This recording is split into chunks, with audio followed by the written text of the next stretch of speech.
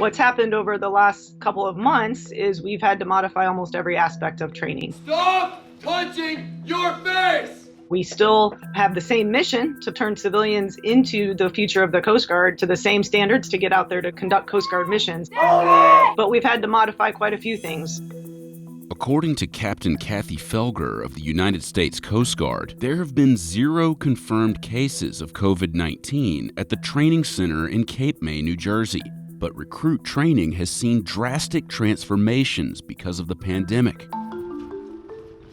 The Coast Guard provided this footage that shows what recruit training is like during the crisis. When they arrive, we do temperatures, we look for symptoms, we ask the same basic questions under the guidance of the CDC. They're monitored daily, and anybody that does present symptoms, fever, coughing, etc., will get tested for COVID-19.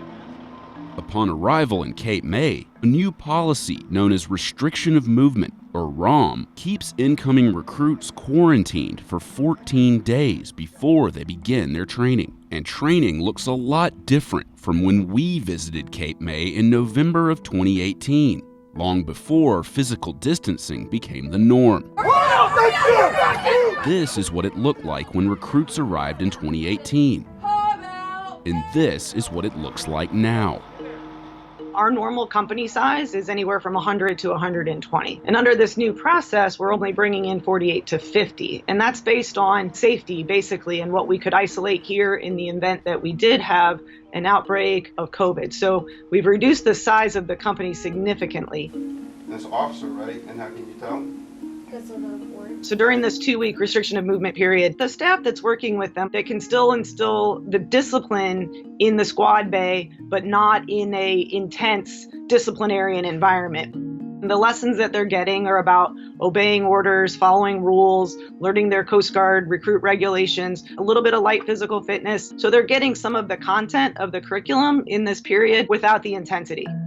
Once ROM ends, recruits begin their regular 6-week training program, albeit with some limitations. Papa, what are you at? Bring it on in! After the 2 weeks, it's presumed, we've mitigated the risk as much as possible.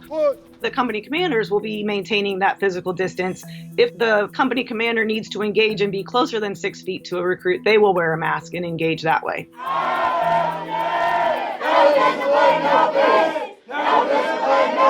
But the recruits themselves will still be in close quarters training. That's part of the team building, getting them to march together, close order drill.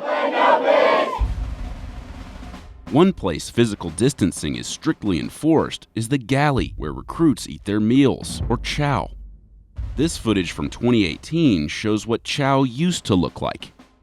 And this is what it looks like during COVID-19. One of the biggest impacts is how the crisis has affected graduations. As you can see in this footage from 2018, graduation ceremonies are normally an emotional, celebratory occasion, attended by friends and loved ones. But amid the pandemic, it's a much different affair.